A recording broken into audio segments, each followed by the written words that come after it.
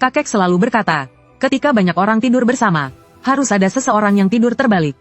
Aku tidak pernah tahu mengapa, sampai akhirnya aku mendengar cerita kakek tentang masa mudanya dan mengerti. Dulu, dia mengikuti orang dewasa keluar bekerja. Kelompok mereka tertunda waktu sehingga tidak bisa pulang. Malam di utara sangat dingin. Tidak ada tempat untuk bermalam. Mereka bisa mati kedinginan. Untungnya, mereka melewati sebuah rumah.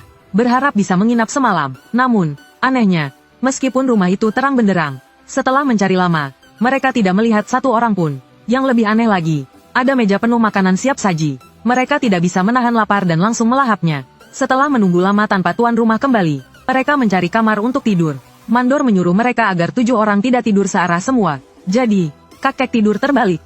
Tidak lama kemudian terdengar suara dengkuran. Namun, kakek terbangun oleh suara aneh. Tiba-tiba ada sepasang sepatu putih kecil tergantung dari atap. Kakek memperhatikannya baik-baik. Itu bukan sepatu putih kecil, melainkan sesosok hantu gantung diri. Dia ketakutan dan segera masuk ke dalam selimut. Suara hantu wanita yang menghitung bergema di ruangan yang kosong. Kemudian semua orang seperti terkena hipnotis. Mereka semua mengikuti hantu wanita itu berkeliling. Mereka berputar-putar selama beberapa waktu. Kadang-kadang hantu wanita itu berhenti dan bergumam. Seharusnya ada 7 orang. Di mana yang satu lagi? Mendengar itu, kakek tidak berani bergerak sama sekali. Namun, ketika seseorang gugup, sering ingin buang air kecil. Kakek benar-benar tidak tahan lagi. Dia mengintip sedikit dengan membuka selimut. Dan tiba-tiba, wajah pucat tanpa darah muncul di depan matanya. Oh, ternyata kamu di sini. Sambil tersenyum, dia melompat ke arah kakek. Dalam sekejap, kakek akhirnya buang air kecil karena ketakutan. Cairannya mengenai hantu wanita itu. Manfaatkan momen ketika hantu wanita itu mundur sementara karena air seni. Kakek segera melarikan diri dengan memecahkan jendela. Dia berlari tersandung-sandung. Tidak tahu seberapa jauh. Akhirnya, dia melihat ada cahaya di depan. Namun, hantu wanita itu sudah mengejarnya dari belakang. Tepat sebelum dia kehilangan kesadaran. Suara ayam berkokok terdengar di telinga. Ketika dia membuka mata lagi, dia sudah dibawa kembali ke rumah tersebut. Di depannya ada seorang biksu bermata satu yang menatapnya. Di sampingnya berdiri tuan rumah yang berhantu itu. Sebenarnya malam ini adalah malam ke-7 arwah wanita itu. Mereka mengundang ahli untuk menenangkan arwah wanita itu. Namun, mereka terganggu oleh sekelompok orang. Kemarahan arwah wanita itu pasti meningkat. Mungkin saja dia akan kembali menghantui mereka sebentar lagi. Kemudian, dia menempelkan jimat di pintu. Begitu selesai, terdengar suara langkah kaki di luar rumah. Dia pergi keluar sendiri untuk menghadapi arwah itu. Dari kejauhan terlihat sosok berdiri di bawah pohon. Kakek segera mengenali itu adalah guru yang membawanya bekerja. Namun sekarang dia sudah dirasuki oleh arwah wanita itu. Salah satu dari 6 ahli kayu memiliki keberanian tinggi. Maka, seorang tukang kayu berpengalaman biasanya tidak takut pada hal-hal supranatural. Namun biksu itu terkejut melihat tukang kayu dirasuki arwah wanita itu. Kakek mendengar bahwa arwah wanita itu bunuh diri karena patah hati. Namun, mendengar kegaduhan di luar, sepertinya tidak sesederhana itu. Setelah pertarungan singkat, biksu itu terluka oleh tukang kayu yang dirasuki arwah wanita. Dia segera menyadari bahwa ini bukan arwah biasa. Hantu yang meninggal karena gantung diri biasanya tidak memiliki dendam sebesar ini. Melihat kapak hendak jatuh, biksu itu tiba-tiba membalikkan penutup matanya. Ternyata itu adalah cermin kecil berbentuk bagua. Cermin bagua memantulkan cahaya bulan ke arah arwah wanita. Arwah itu berteriak kesakitan karena terpapar. Namun, nasib tidak berpihak pada biksu itu. Awan tebal perlahan menutupi bulan. Tanpa cahaya bulan, cermin bagua menjadi tidak efektif. Dengan cermin bagua yang pecah, biksu itu menyadari sesuatu. Tuan rumah pasti berbohong. Hanya roh yang mati dengan penuh dendam yang bisa menyebabkan awan menutupi bulan. Arwah wanita itu menerobos masuk. Dia menatap mereka dengan tatapan mengerikan. Kalian semua harus mati. Ketika kakek membuka matanya lagi, seorang pria tua duduk di sebelahnya. Dia adalah penjaga keluarga Zhang dari generasi ke generasi. Namanya Li Luochan. Dia perlahan berdiri dan memandang kakek. Aku baru saja menempatkan segel padamu. Jadi kamu belum bisa bicara. Yang tidak seharusnya mati pun telah mati. Dia perlahan berjalan mendekati biksu bermata satu, menutupi tubuhnya dengan kain putih. Aku akhirnya tetap terlambat 1 langkah. Sahabatku, semoga kamu beristirahat dengan damai. Kemudian, dia mengisap pipa tembakaunya dengan kuat, dan menceritakan kebenaran tentang kematian arwah wanita itu. Saat masih hidup, namanya adalah Xiao Lian. Di masa sulit, karena kemiskinan, dia dijual ke keluarga Su sebagai istri muda. Namun, tak lama kemudian anaknya meninggal tiba-tiba karena sakit. Keluarga yang awalnya harmonis, menjadi muram dan penuh kesedihan. Ibu rumah mulai membuat Xiao Lian melakukan pekerjaan terberat dan terjorok. Karena rasa bersalah, dia tidak mengeluh. Namun, tuan rumah keluarga Su sangat jahat. Dia terus mencoba mengganggu Xiao Lian setiap ada kesempatan. Xiao Lian menolak dengan sekuat tenaga. Hingga suatu malam, tuan rumah bersama beberapa pelayannya memperkosanya. Ketika hati seseorang sudah mati, Bahkan air mata pun tidak akan mengalir. Kemudian, dia mengenakan sepatu putih kesukaannya, dan menggantung diri dengan penuh dendam. Xiao Lian memiliki takdir dengan elemen yin yang kuat. Selain itu, keluarga Su berbohong sehingga biksu bermata satu menjadi lengah. Nyawanya pun ikut terambil dalam insiden ini. Aku menggunakan mantra besar untuk menyegel arwahnya dan menyelamatkan nyawamu. Mulai sekarang, keluargamu harus berbuat baik, mengumpulkan kebajikan untuk menghilangkan dendamnya, karena dia pasti akan keluar dari segel suatu hari nanti. Beberapa dekade kemudian, Zhang Xiaonian lahir. Namun, ada tumor di punggungnya. Malam itu, Li Luochan muncul. Dia memberikan kotak dan jimat kepada kakek, dan memberi peringatan berulang kali. Jika arwah wanita itu muncul, segera bakar jimat ini. Zhang Xiaonian mengikuti peringatan keluarganya. Bahkan ketika bersekolah, dia selalu membawa kotak itu. Hingga suatu malam di tahun kedua SMA, dia keluar dari asrama dengan teman-temannya. Setelah kegembiraan, dia tiba-tiba menemukan ada bekas tali di lehernya. Dia menghabiskan 188 untuk layanan ramalan video online. Namun, saat melihat peramalnya, dia hanya ingin agar peramal itu membuka kerahnya lebih rendah. Setelah puas, mereka mulai membahas. Sebelum meramal wajah, si gadis melihat dari layar. Sepasang sepatu putih kecil berayun di belakangnya. Melihat tangkapan layar yang dikirim oleh gadis itu, Zhang Xiaonian mencibir. Dia pikir gadis itu sengaja mengedit foto untuk menakutinya. Namun, saat dia pergi ke kamar mandi untuk mencuci muka, dia merasakan ada yang aneh. Tiba-tiba ada bekas tali di lehernya tanpa dia sadari kapan munculnya. Saat itu, dia mulai sedikit panik. Dia teringat bahwa sebelum anggota keluarganya meninggal, tanda serupa juga muncul di leher mereka secara misterius. Dengan perasaan ragu, dia perlahan membuka kamera komputernya. Ternyata, di belakang kepalanya, ada bayangan hantu berpakaian merah. Saat itu tubuhnya dingin membeku. Dia tidak berani bergerak sedikit pun. Hingga suara di earphone membuatnya tersadar. Seolah menemukan pegangan hidup, dia cepat-cepat memakai earphone. Dengan gugup, dia memakai earphone. Gadis itu memberitahunya bahwa itu adalah arwah yang menggantung diri. Dan arwah itu perlahan mendekat turun. Saat arwah wanita itu menyentuh tanah, itulah hari kematian Zhang Xiaonian. Gadis itu cukup memiliki kemampuan. Dia bahkan melihat bahwa arwah wanita itu pernah disegel oleh seorang ahli. Kalau tidak, dia tidak akan bisa hidup sampai sebesar ini. Mendengar ini, Zhang Xiaonian teringat kotak merah yang selalu dibawanya sejak kecil. Orang tuanya mengatakan bahwa dalam keadaan darurat, dia harus membuka kotak itu. Tanpa berpamitan dengan gadis di video, dia segera berlari menuju asrama. Di sisi lain, gadis di video hanya bisa menghela napas sedih. Karena segel arwah wanita itu hanya bisa bertahan 10 menit lagi. Dan benar saja, di tengah jalan, Zhang Xiaonian mendengar seseorang memanggilnya. Ketika dia menoleh, seorang wanita muda yang ramah muncul di depannya. Dengan berbalik, dua api di bahunya pun padam. Arwah wanita itu tidak lagi takut. Dia tersenyum dan menyerang Zhang Xiaonian. Saat bayangan arwah itu menabraknya, Zhang Xiaonian merasa tubuhnya mulai aneh. Tubuhnya terasa asing baginya. Arwah wanita itu mengendalikannya, menutupi wajahnya dengan baju. Napasnya menjadi tidak lancar. Untungnya, bajunya tidak basah. Jadi Zhang Xiaonian masih bisa bernapas sedikit. Melihat caranya tidak berhasil, arwah wanita itu langsung mengeluarkan tali gantungnya. Zhang Xiaonian berteriak putus asa. Dendam apa yang menyebabkan keluargaku terkutuk 3 generasi? Dia berjuang sekuat tenaga, namun sia-sia di bawah kendali arwah wanita itu. Namun, tekanan itu membuat tumor di punggungnya pecah, dan darah mengalir keluar. Secara tak terduga, tumor itu justru membuat arwah wanita keluar dari tubuhnya. Ketika Zhang Xiaonian sadar, dia dibangunkan oleh teman sekamarnya. Teman-temannya melihat dia berlari keluar dengan wajah ketakutan. Khawatir dia dalam bahaya, mereka mengejarnya. Namun, saat mereka tiba, mereka menemukannya tergeletak di tanah, tidak sadarkan diri. Zhang Xiaonian tidak sempat berpikir mengapa arwah wanita itu membebaskannya. Dia segera berlari kembali ke asrama untuk mencari kotak merahnya. Di dalamnya terdapat jimat yang diberikan Li Luochan dahulu. Setelah membaca surat yang menjelaskan semuanya, Zhang Xiaonian akhirnya memahami asal-usul arwah wanita berbaju merah itu. Dengan perasaan campur aduk, dia membakar jimat tersebut. Sejak saat itu, sebuah pintu misterius terbuka baginya. Keesokan harinya, seorang nenek yang memegang jimat serupa datang ke sekolah. Demi keselamatannya, Zhang Xiaonian mengundang nenek itu makan malam dengan biaya besar. Selama makan, dia mendengar tentang Li Luochan, pemimpin klan Tongsheng. Namun, puluhan tahun lalu, saat mereka pergi ke Gunung Jiufu untuk menyegel arwah, Li Luochan mengalami kecelakaan. Seekor elang menjatuhkan kotoran tepat pada cermin 5 elemen. Tanpa penjagaan cermin itu, pintu gua terbuka lebar seperti gerbang arwah.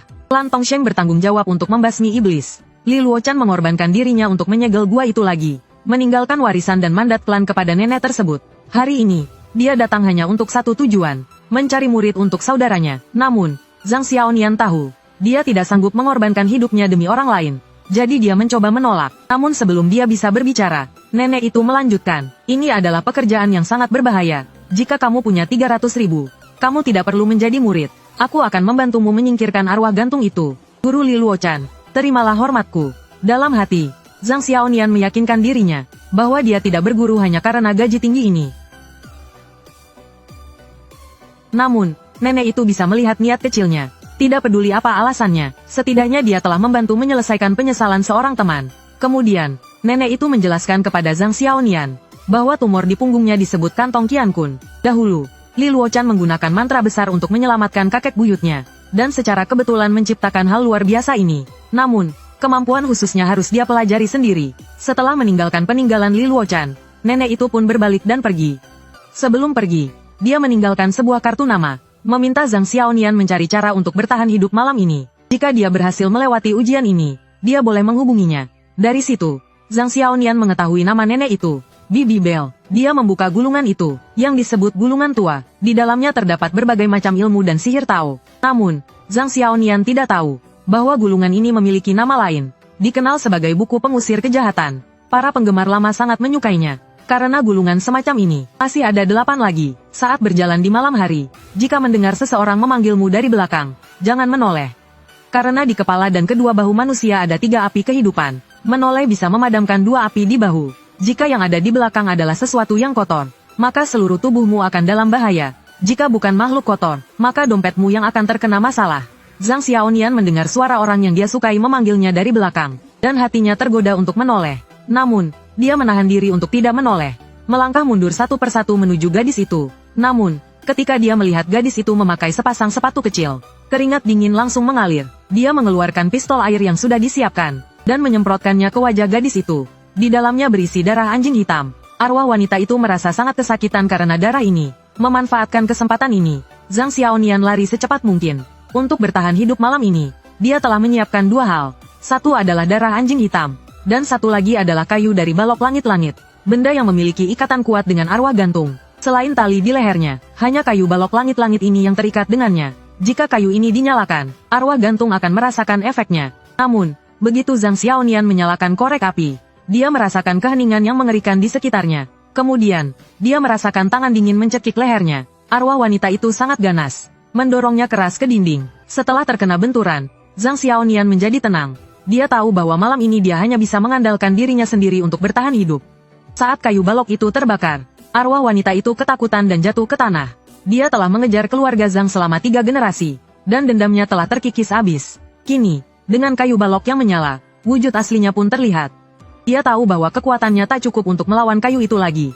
Jalan sebagai arwah baginya pun telah mencapai akhir. Sejenak, perasaan sebagai manusia kembali muncul di hatinya. Setetes air mata jatuh dari sudut matanya. Maafkan aku, bunuh aku tidak punya apa-apa lagi yang layak untuk kupertahankan. Zhang Xiaonian mengambil air mata itu, dan untuk pertama kalinya, dia mendengar bahwa arwah bisa menangis. Kemudian, dia melemparkan kayu balok itu. Pergilah, jangan sakiti orang lagi. Meskipun kata-kata itu telah diucapkan, arwah wanita itu tidak memberikan jawaban. Ketika Zhang Xiaonian berbalik, dia melihat bayangan hitam menyelimuti Xiao Lian. Sebelum dia bisa bereaksi, bayangan itu langsung menelan Xiao Lian. Mungkin karena setetes air mata itu, bayangan hitam itu tidak menyerang Zhang Xiaonian. Bayangan itu hanya diam-diam memperhatikannya pergi. Pagi harinya, dia menelepon Bibi Bell. Dia memberitahunya bahwa meskipun dia telah menyingkirkan sepatu kecil itu, dia bertemu dengan sesuatu yang lain. Bibi Bell segera bertindak. Siang harinya, sebuah paket tiba. Ketika Zhang Xiaonian membukanya, dia menemukan rompi dari kulit serigala. Bibi Bell berkata ini adalah hadiah untuk merayakan penerimaannya sebagai murid klan Tongsheng. Rompi ini adalah benda yang bagus. Dengan mengenakannya, dia bisa menggunakan mantra pemanggilan dewa. Baru saja dia mencatat mantra itu, teman sekamarnya, si gendut, dengan panik mencarinya. Ternyata, seorang gadis bernama Gao Lili di kelas mereka telah meninggal. Orang tuanya pergi bekerja di luar kota, meninggalkan adik kecilnya untuk tinggal bersama kakek dan nenek. Namun, baru-baru ini, lotre ilegal di kota tiba-tiba populer. Pasangan tua itu, yang biasanya tidak sibuk, mulai bermain lotre ilegal. Mereka sering memenangkan hadiah, tapi setelah itu, mereka kecanduan tanpa kendali. Mereka menghabiskan semua tabungan mereka untuk taruhan. Namun, setelah itu mereka kalah terus-menerus. Tidak sekalipun mereka menang. Pasangan tua itu sudah terobsesi. Mereka memutuskan untuk menggunakan uang yang dikirim oleh anak mereka untuk mencoba sekali lagi. Orang normal tidak akan bisa memahami pola pikir penjudi seperti ini. Mereka bahkan menyiapkan sepiring pangsit beracun. Jika mereka gagal kali ini, mereka akan memakan pangsit itu dan mengakhiri hidup mereka. Namun, tidak terduga, Gao Lili pulang saat istirahat siang. Untuk melihat adiknya, dia belum makan. Dan melihat ada sepiring pangsit di meja, dia memakan beberapa dan meninggal karena keracunan. Setelah mendengar tragedi yang menimpa gadis itu, kedua remaja itu merasa kasihan pada siswa berprestasi tersebut. Sementara itu, teman mereka, Ding Yue, yang sedang asyik mendengarkan, segera bertanya dengan penasaran. Lalu, bagaimana selanjutnya? Setelah membeli lotre, pasangan tua itu pulang dan menemukan cucu mereka meninggal. Mereka langsung menjadi gila. Tetangga yang datang melaporkan ke polisi. Namun, polisi menemukan sesuatu yang aneh. Cucu mereka yang masih bayi juga hilang. Tidak ada jejak yang tertinggal. Beberapa tetangga menduga bahwa mungkin bayi itu dimakan oleh anjing peliharaan mereka. Gadis itu ketakutan mendengar hal tersebut.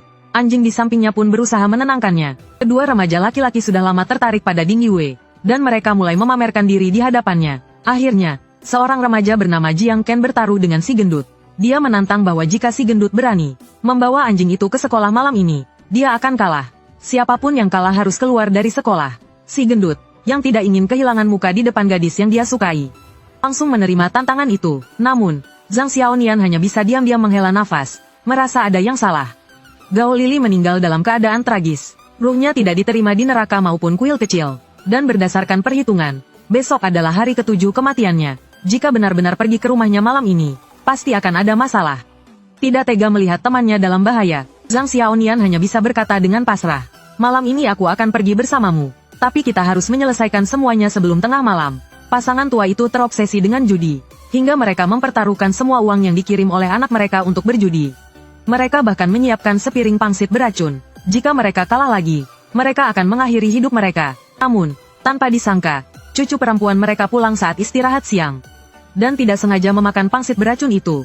Ketika polisi tiba, pasangan tua itu sudah kehilangan akal. Cucu laki-laki mereka yang masih bayi juga hilang. 3 remaja dan teman mereka bertaruh untuk menjelajahi rumah berhantu malam sebelum hari ke-7 kematiannya. Seorang anak bernama Xiao Liu, yang dikenal pemberani, dengan berani menantang anjing peliharaan keluarga itu. Awalnya semuanya baik-baik saja. Anjing hitam itu pun lahap makan sosis ayam bertepung. Namun, seiring berjalannya waktu, Xiao Liu tidak bangkit. Dia terus bergumam, makanlah lebih banyak, biar kenyang untuk membimbing kita nanti. Zhang Xiaonian dan teman-temannya merasa ada yang tidak beres. Si gendut mendekat dan memanggil nama Xiao Liu. Jangan sentuh aku, makanlah lebih banyak, biar kenyang untuk membimbing kita nanti. Xiao Liu terlihat aneh, seperti orang yang kehilangan akal sehatnya.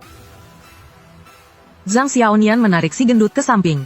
Dia memberitahu bahwa mungkin Xiao Liu telah dirasuki oleh arwah dendam Gao Lili. Saat itu belum jam 11. Seharusnya tidak ada gangguan arwah sepagi ini. Saat Zhang Xiaonian sedang memikirkan solusi, Xiao Liu tiba-tiba menepuk pundak mereka dari belakang. Kalian sedang membicarakan apa? Keduanya segera berbalik. Xiao Liu menunjuk si gendut. Kamu, pergi dan cabut dewa pintu yang ditempel di depan pintu itu untukku.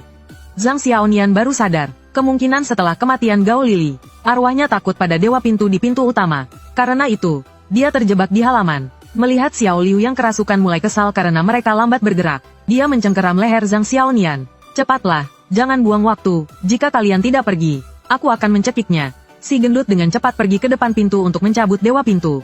Namun, dia punya ide lain. Dia mencabut dewa pintu dengan hati-hati. Karena arwah itu takut pada dewa pintu. Mungkin dia bisa menggunakannya untuk mengusir arwah wanita itu. Dengan kecepatan lari maksimal, dia mendekati Xiao Liu, dan menempelkan dewa pintu di kepala Xiao Liu seperti jimat. Si ini membuat Zhang Xiaonian terperangah. Dia perlahan berbicara, gendut, menurutmu kenapa ini disebut dewa pintu? Ini hanya berfungsi kalau ditempel di pintu. Kamu sudah mencabutnya, kamu pikir ini bisa menakuti arwah? Melihat Xiao Liu marah, keduanya langsung lari. Namun, saat baru keluar dari pintu, mereka sadar tidak bisa meninggalkan teman mereka begitu saja. Zhang Xiaonian melepaskan jaketnya. Dia menunjukkan rompi kulit serigala yang dia pakai di dalam. Sebenarnya dia tidak ingin menggunakan cara ini. Metode pemanggilan dewa dari dukun seringkali mengurangi umur.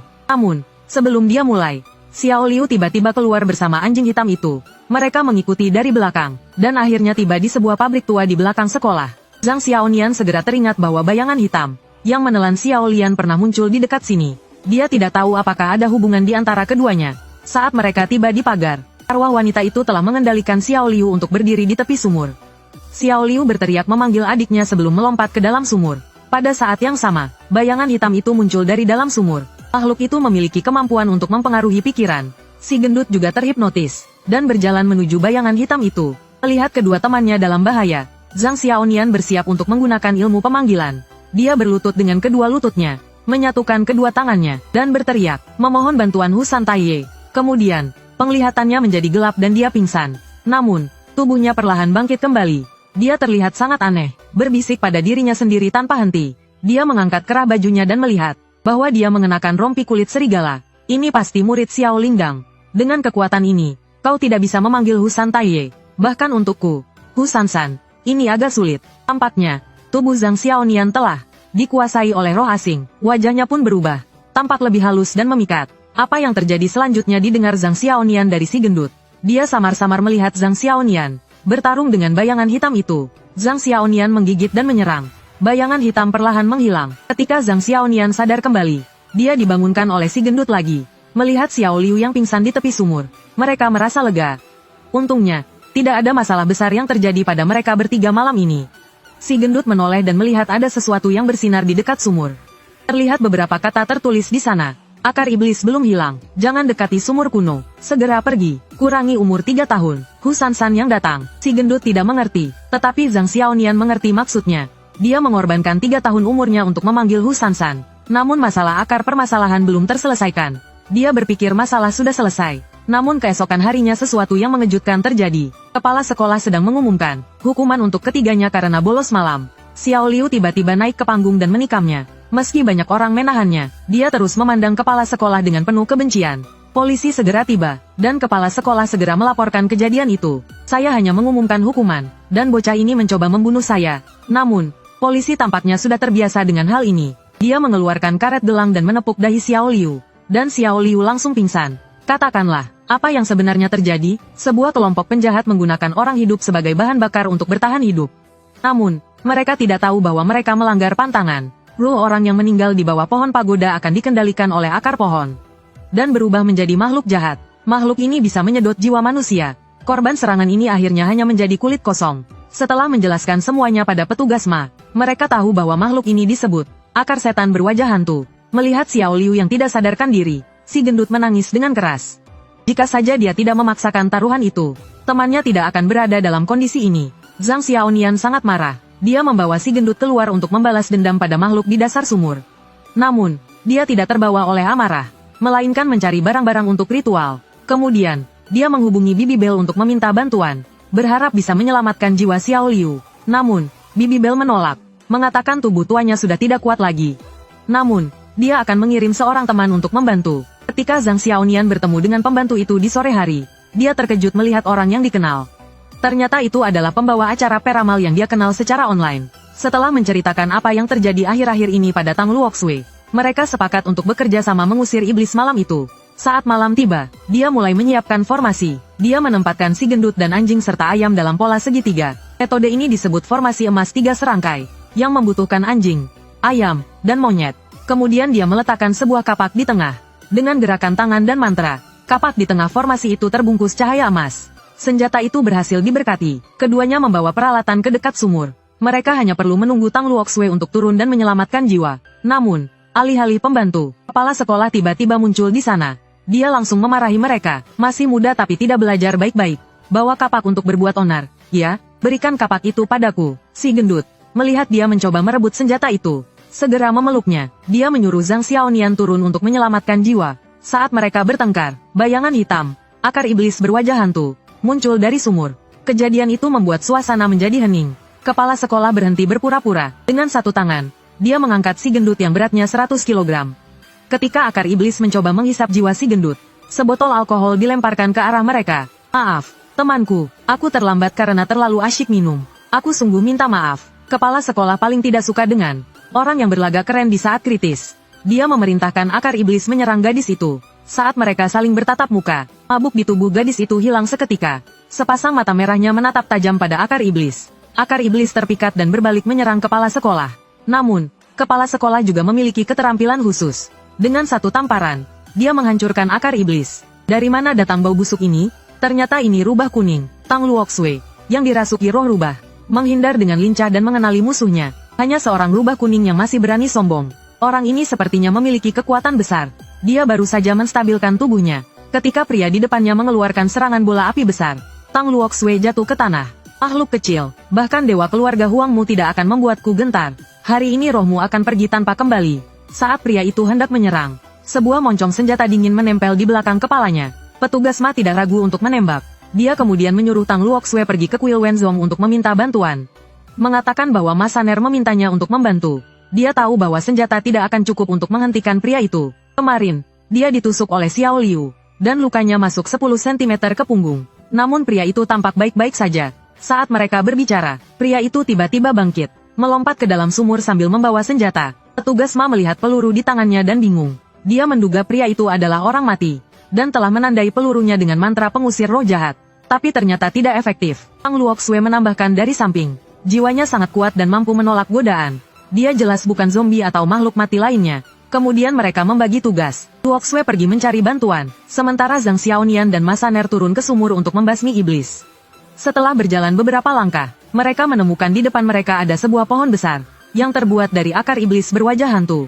Sejumlah akar iblis menyerang mereka. Untungnya, Zhang Xiaonian memiliki air mata hantu sebagai pelindung, sehingga akar-akar iblis tidak berani mendekat. Saat itu, kepala sekolah sudah sadar kembali. Melihat bahwa akar iblis tidak bisa menyentuh mereka, dia segera memfokuskan energinya ke tanah. Pohon besar yang terbuat dari akar iblis itu perlahan terbelah, dan dari dalamnya muncul bayangan hantu tanpa kepala. Setengah tubuhnya tampak seperti guci hitam. Makhluk mengerikan tanpa kepala ini sangat mematikan. Ini adalah makhluk hantu yang hanya ada dalam legenda.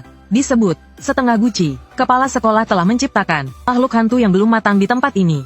Ma Saner tidak takut. Dia mengambil kapak dan memotong makhluk itu. Terdengar suara logam bertabrakan, namun makhluk itu tidak terluka sedikit pun. Sebaliknya, makhluk itu menusukkan tangannya ke dadanya. Ma Saner tertegun melihat dadanya tertusuk. Dia tidak menyangka pengalaman bertahunnya berakhir di sini. Luka ini tidak akan bisa disembuhkan di rumah sakit. Lebih baik aku bertarung sampai mati. Dia menggunakan darah dari jantungnya untuk menjalankan teknik pertarungan.